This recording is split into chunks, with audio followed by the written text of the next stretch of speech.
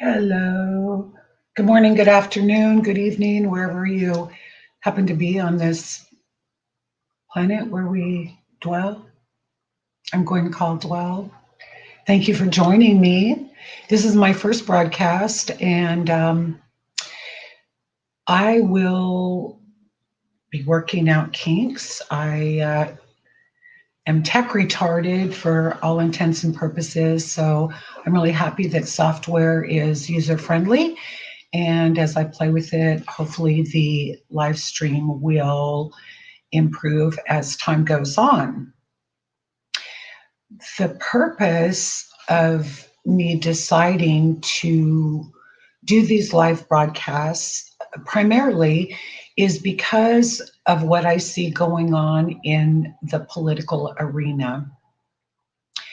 And so much focus on the two broken wings of the very sick bird, um, without any real focus on local politics and sheriffs and state legislatures. Um, a lot of the voting issues that we faced in this last election, and God only knows for how many elections before this one, probably plenty of them. But the um, the laws that dictate what happens and how people are able to vote, and if they're using paper ballots or Dominion machines or some other type of machinery or equipment that can disrupt the normal flow of vote counting. There were a lot of irregularities. Many of those happened because there were laws that were not laws, mandates or things that were changed by secretaries of state, judges, um, governors, that kind of thing. They do not. They do not have the legal authority to do that. That is strictly done by state legislators, and we tend not to get involved in government, and we tend to uh, complain when there are problems, but we aren't part of the solution. So I want to talk a little bit about who I am, what my background is, and what I bring to the table in this journey now that is ahead of us. First and foremost, I I live in North Dakota. We're, we are a conservative state. We have a Democrat or a Republican legislature and governor here. Um, to me, it makes no difference. Like I said, you've got two broken wings of the same sick bird.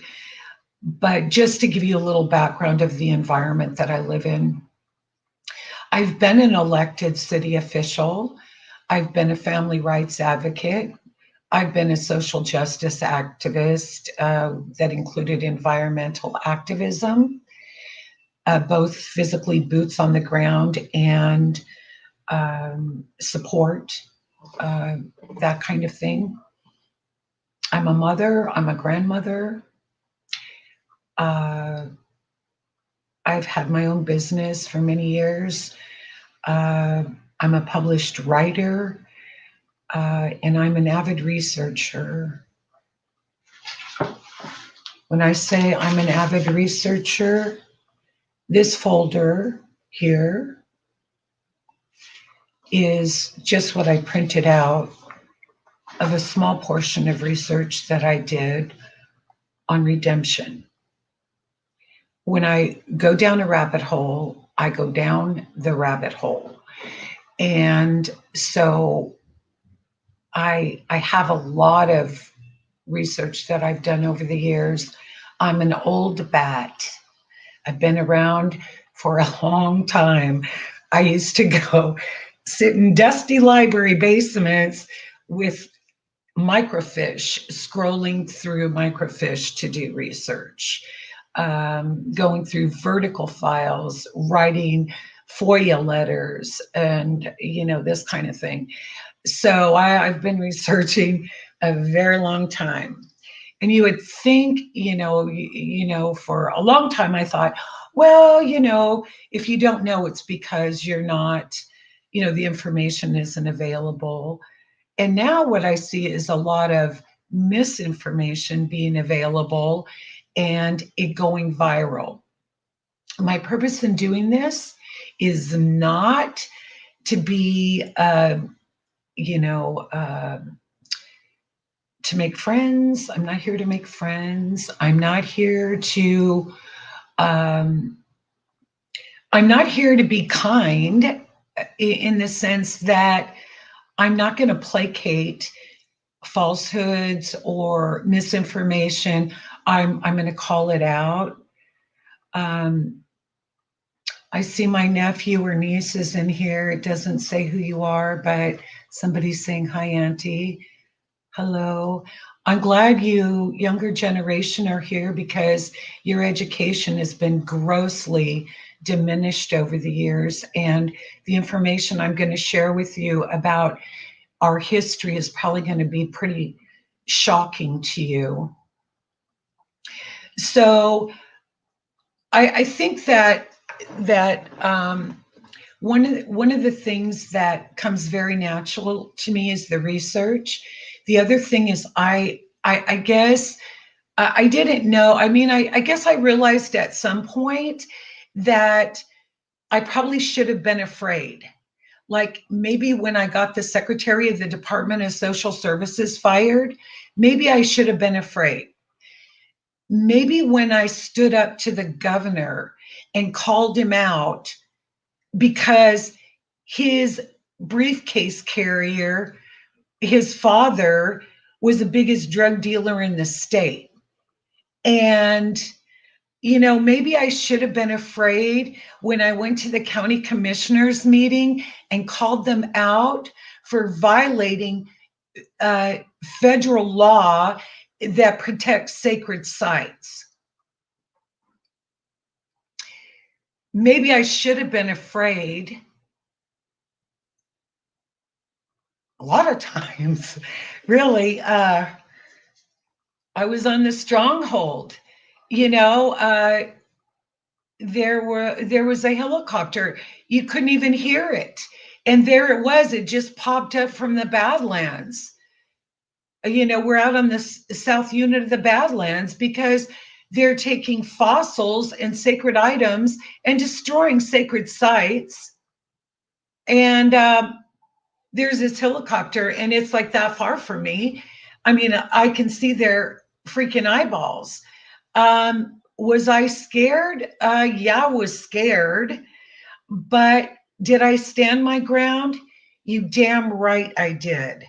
Did I flip the FBI off every day when they flew over us filming? You damn right I did. Should I have been afraid? Maybe. When they burned my house down, should I have been afraid? Probably. It didn't stop me. And I tell you this because at some point, there has to be a will to fight for freedom and for your country that means more to you um, uh, than saying, well, I'm going to let somebody else do it, or I'm going to the government's going to fix it. I'm telling you, every problem we have, the government made. They are not the fixers. They are the problem.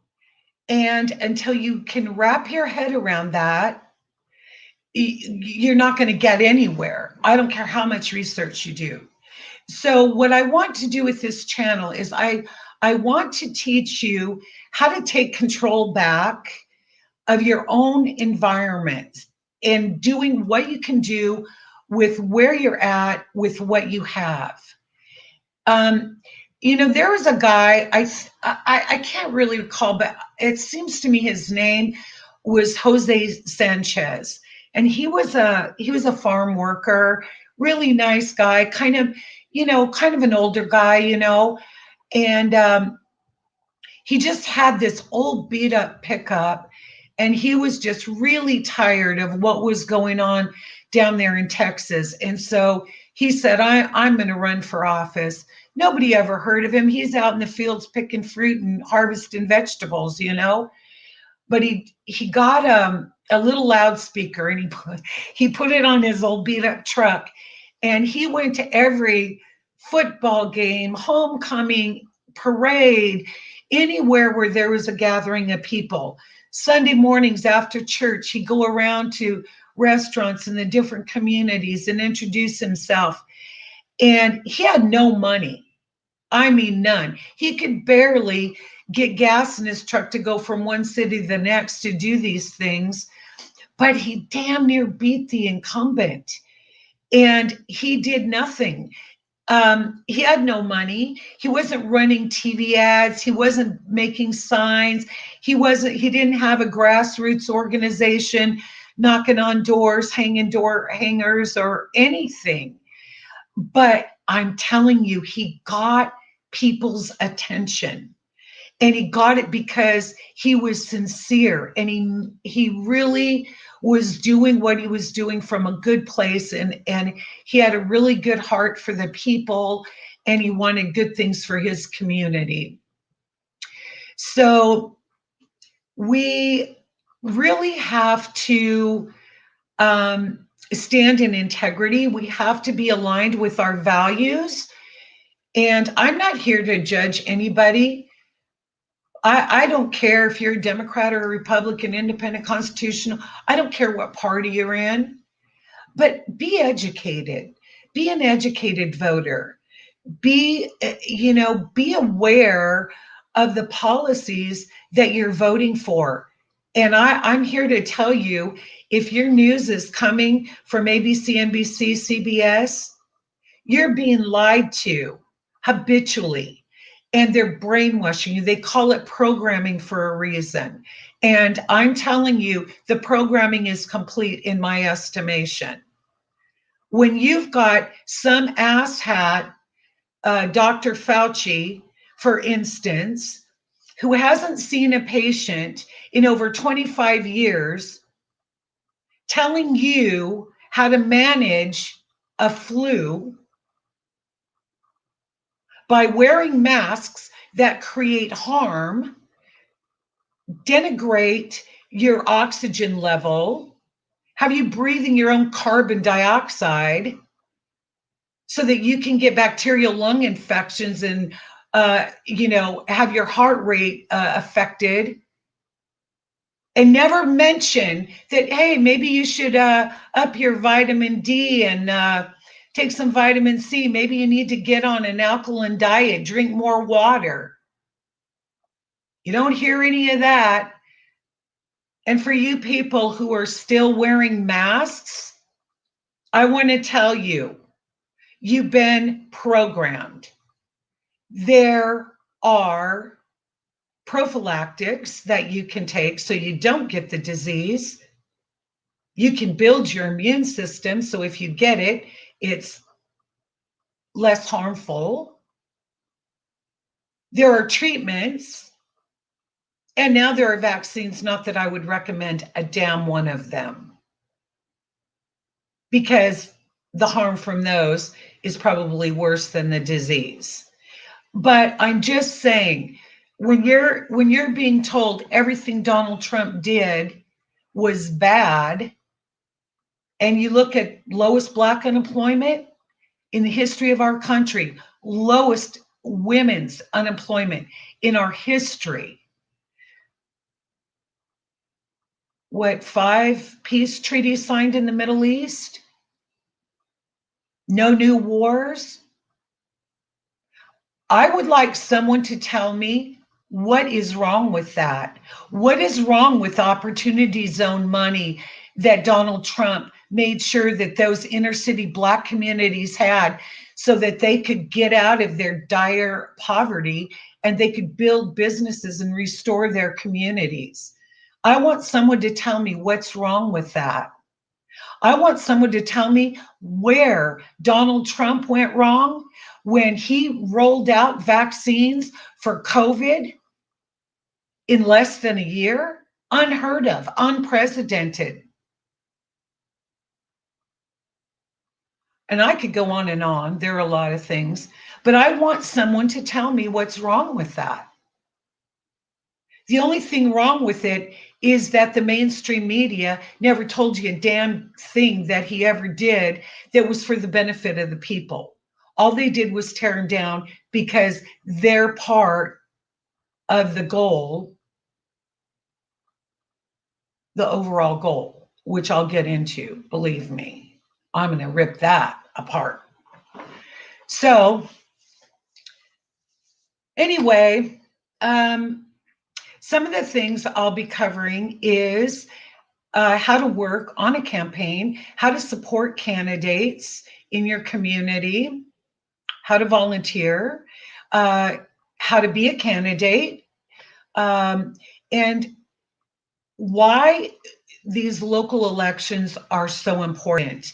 And I think the county sheriffs are absolutely, in my estimation, the most vital office of any of them. They are the premier law enforcement officer of that county. And how they respond constitutionally is so important. There were cases I know in Wyoming where the IRS wanted to come in and they wanted to seize a farm for not paying their taxes. And the sheriff there just, not only did he say no, he said, oh, hell no, get out of my county. So the IRS took him to court. And the judge said, if the sheriff said you can't be here, you can't be here. He's the boss. There was another case in Oregon where I think it was the Forest Service or, some governmental agency like that, telling people they couldn't be on federal land. And the sheriff told them not to get out of their county, but to leave their residents alone, that they had every right to be there. It's public land. They pay for it. They pay for your salary. And if they want to come enjoy public land, they can. And so the sheriff, the sheriffs do have an awful lot of power. When we're talking about the Second Amendment, sheriffs that refuse to enforce those laws. Then we go to the state level. States can say, my state, South Dakota, several other states now have laws in their legislatures being looked at that they're not going to abide by illegal, unconstitutional executive orders by our present CEO of the Corporation of the United States. So again, those local offices count. The city councils, the county commissioners, they're the ones on the local level that are implementing the UN's Agenda 2021, Agenda 2030, and all of these globalist agendas that basically take control of our food, our water, how we utilize our land, and all of those kinds of things. That's all done, again, locally.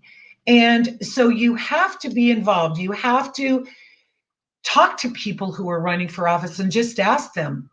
I wrote a letter to the governor of South Dakota when I lived there, very concerned about executive orders that were written supporting UN agendas, and put links to the documents and to the executive order. I got a letter back from the governor saying I had no idea that this was even a thing. I mean, literally. And we just assume, oh, they're in government, they represent us, so they know what's going on, they know everything. Not only do they not know most things, they don't want to hear you complain. They don't care what the problems are, and if they do care, they don't want to think about solutions. It's too many things to solution, you know. And so when you're going to be working in that environment, don't just come and complain. Do some research and bring some solutions to the table. And that's another thing I'm going to go in. I'm going to do shows just totally focused on nothing but that, because God knows I have plenty of experience. The other thing, people people think that when you run for office that it gives you some kind of power, or that you're going to get everything fixed. I mean, I was that person. I said, oh yeah, I'm going to get in there, I'm going to fix this, I'm going to fix that. When the reality of this situation is that every time a bill comes in front of you, you get one chance to make your case for or against a bill, and it has to be compelling enough to change the vote of the majority in order to make that happen. You are far, far more effective on a grassroots level. You have less things that control what and when and how you can do things, but you can also gather support and just pound on those legislators, those city council. You can put pressure on them. The other thing is where you spend your money. Vote with your money. All these woke companies that want to take Aunt Jemima. This is a Black woman who busted her ass for years, got beat by her husband, cheated on by her husband, started in her kitchen, went into her basement, couldn't get a damn loan because she was a woman, she was Black, and they had the goods on her husband. She did it. She had her daughter-in-law, her son, her neighbors, anybody that would help her down there filling bottles of syrup. She busted her ass for years. First Black female millionaire. And now they want to take her off of Aunt Jemima syrup because it's offensive? Who's that offensive to, I'd like to know.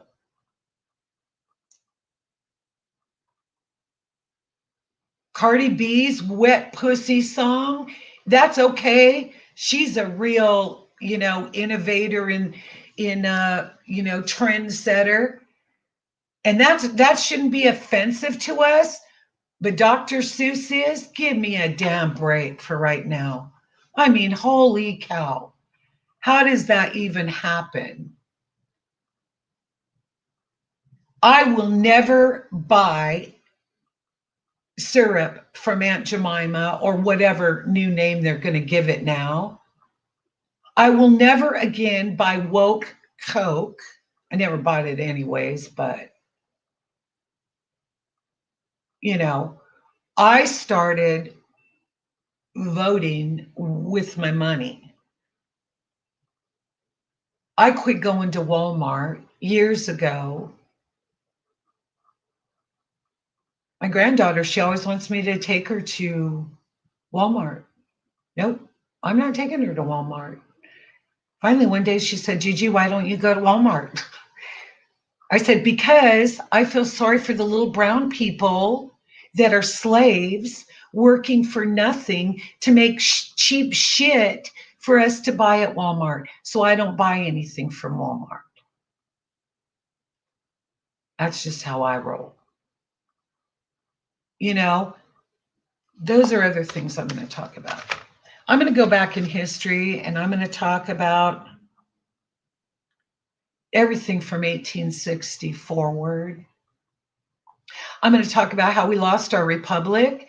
I'm going to talk about the nation state of Washington, D.C., the Vatican, and London. I'm going to talk about banking, specifically the Federal Reserve Bank, which is no more federal than I am. I'm going to talk about the Maternity Act, where you're required to register your births so that they can use you for chattel. I'm going to talk about the treaties. I'm going to talk about the bankruptcy of the Corporation of the United States that took our constitutional money from us and what that means. And if they took our constitutional money, we have to have some way to discharge our debt. And it is not Federal Reserve notes. If you look up the definition of note in any Black's Law Dictionary, you will find that it is an IOU. You cannot pay a debt with another debt instrument. You have to have a way to be able to legally discharge that debt. I'm going to talk about that. I'm going to talk about legalese and how they use legalese against us. Things like citizenship. What is a citizen as opposed to a resident? What is income? We have income taxes. Then why are they taking money out of our wages for tax? We're going to talk about that. We're going to talk about the lack of disclosure of contract by using the post office address, by using voter registration, your birth certificate, your driver's license, your social security card. They're all contracts without full disclosure. We're going to talk about that. Who became the trustee in the bankruptcy of the United States? We're going to talk about that. We're going to talk about Nasera and Jacera. There's a lot of things that need to be covered, and the real history and what the truth is. And we need to start wading through that so that we have some real clarity moving forward, so that disinformation and things that are not the misinformation that's being regurgitated right now is not helpful. It's not helpful to anyone. And what we need to be doing going forward is we need to be honest, not only with ourselves, but the people around us. We need to be honest about the information that we put out. This isn't about likes or, being relevant or about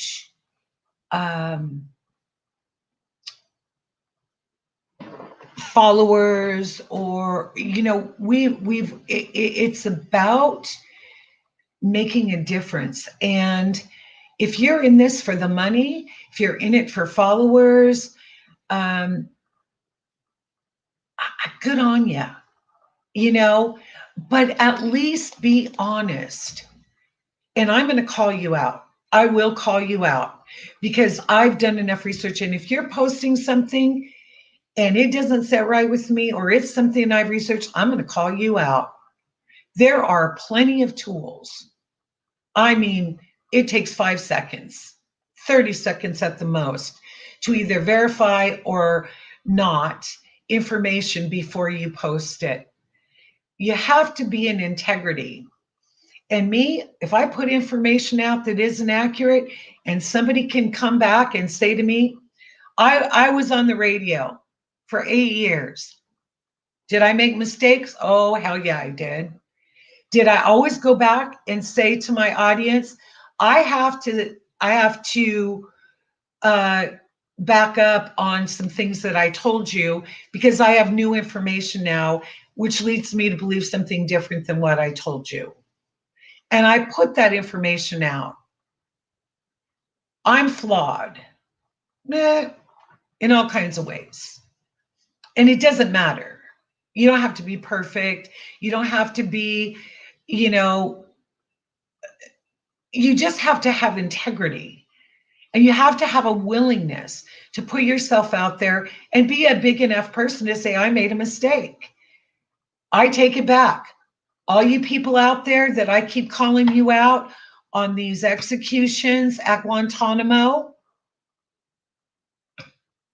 yeah, well, when I see some evidence, I'll get back to you and I'll apologize for how damn wrong I was. But in the meantime, no, it's not how our system in this country works. What you're saying doesn't make any sense to me. I can't wrap my head around why people would be in a military tribunal for high crimes, executed as a result of that trial, and then their clone or a lookalike would be put back in that same position to continue committing the crimes that they were alleged to have been executed for. That makes no sense. I mean, it takes about half a second of critical thinking to figure that one out. But if there's evidence, you just show that to me. I want to see it. I'm waiting. Another thing I want to talk about are the children. The children are sacred. 800 to 900,000 children a year. 400 to 500,000 of those children from the United States go missing every year. The sex trafficking, the human trafficking is appalling. The arrests that have been made because of Donald Trump's policies on human trafficking just are, I mean, it literally sometimes makes me want to physically vomit. There have been thousands and thousands of arrests, hundreds of children rescued. And this is going on and has been going on for a very long time. And it's big business. It's bigger than drugs. So we really need to take a look at that. And it needs to be called out, and you need to be paying attention when you're in public. Do you see children who are behaving strangely, or are they trying to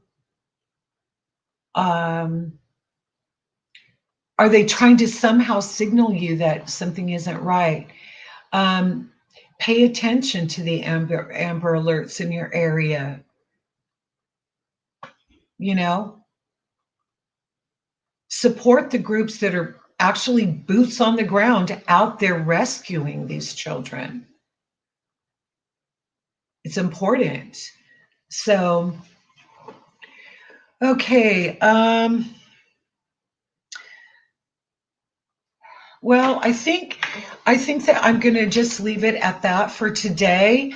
I do want to play with the software that's new to me to make this as good a quality product as I can. I also would like some feedback over the next few days about the content or questions that you might have about the content, what you'd like to see me cover. And I will, I'll be thinking, I'm not quite sure. I'm thinking I want to do a Friday, Monday, Wednesday show. And that there may be less necessity, maybe only do one or two and make them longer rather than doing three shorter. I don't know.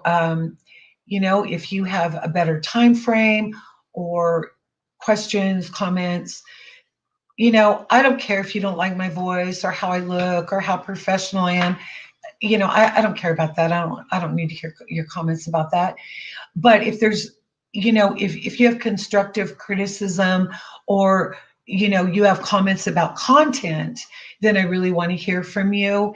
And I really appreciate you joining me. I look forward to doing this. I'm quite excited.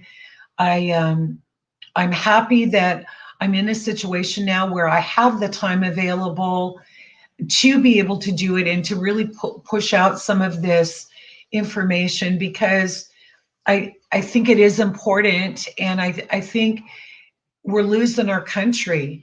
And I think that the only way to ensure that we maintain our freedom is to be involved. It's a government by and for and of the people.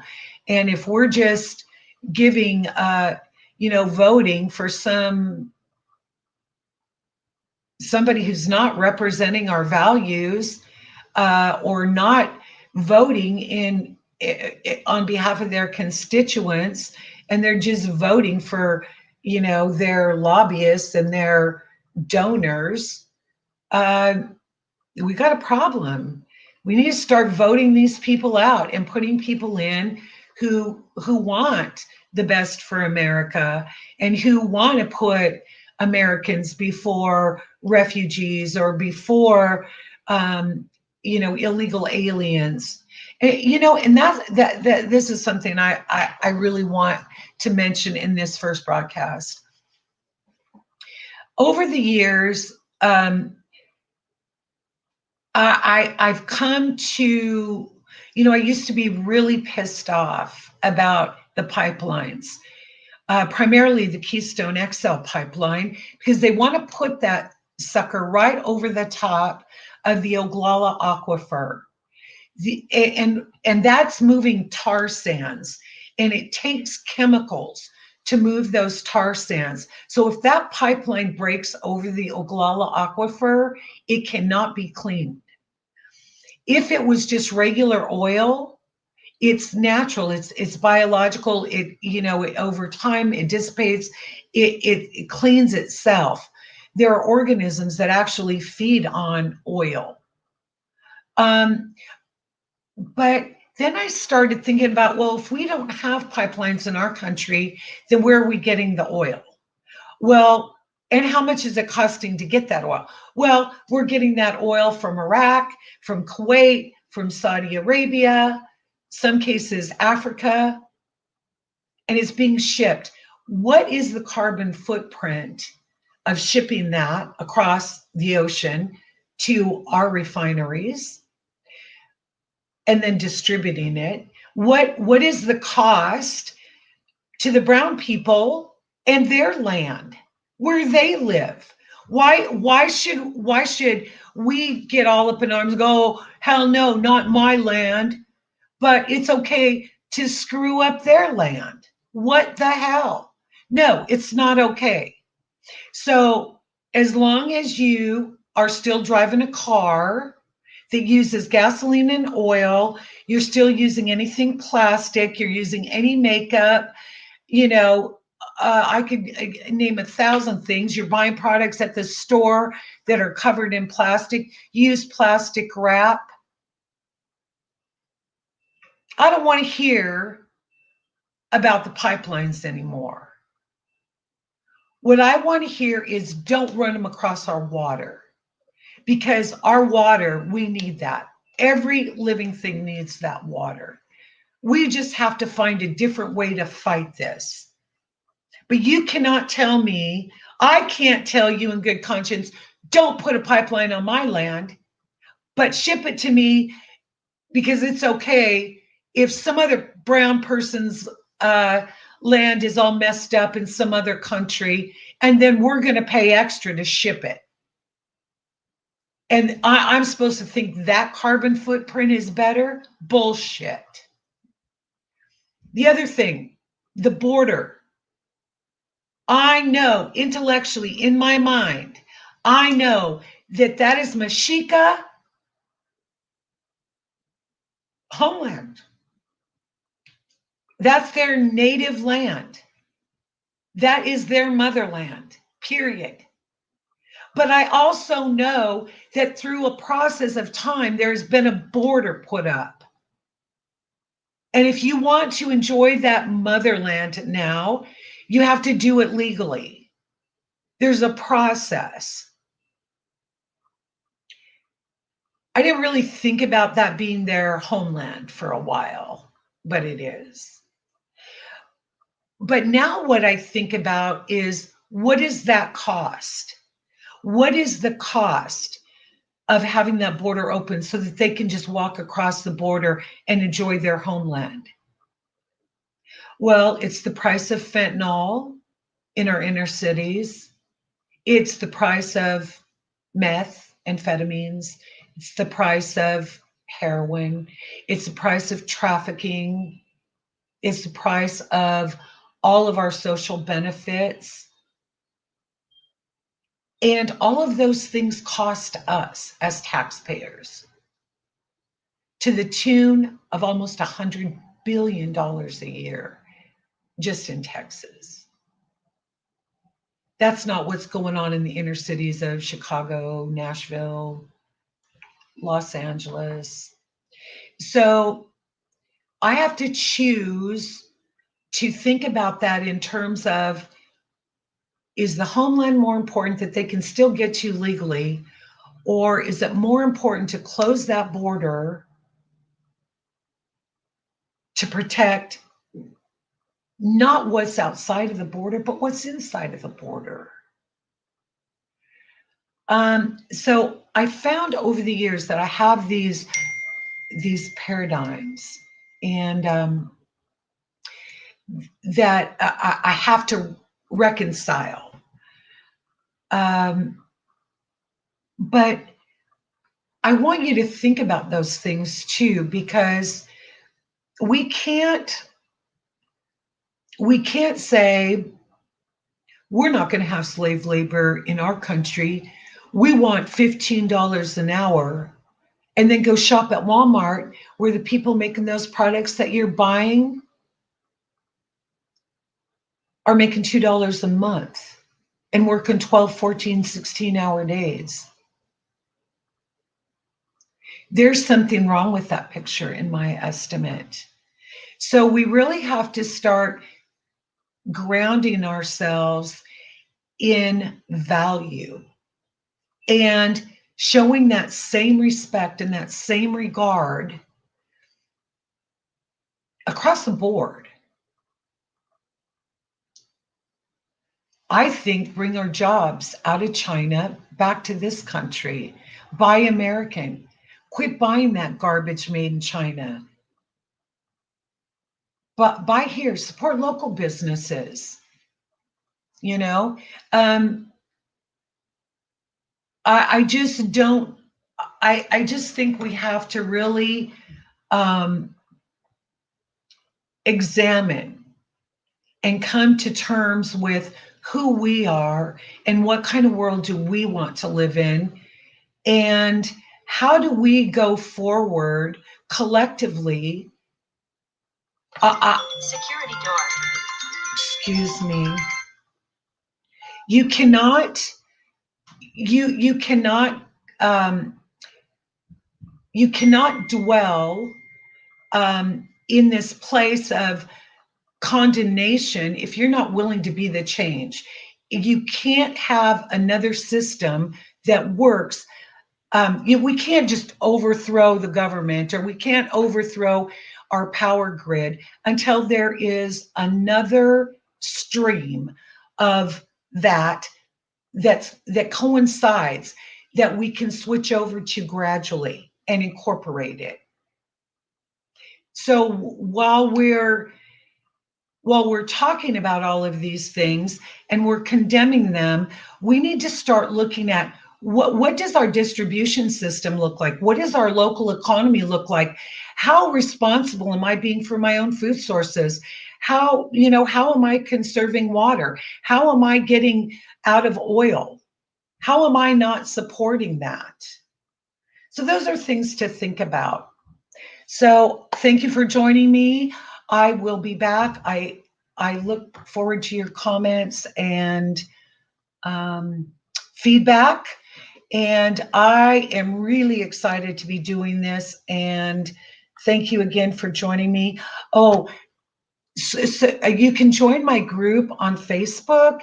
It's Facebook/group/ I am Gwen Caldwell. And you can also um, follow me on YouTube and subscribe there. And I have a Patreon. That information will be attached to the videos once they start coming out. So I hope you all have a very blessed weekend. And I hope I've given you something that inspires you or blesses you or encourages you in some way. And I look forward to our next time together.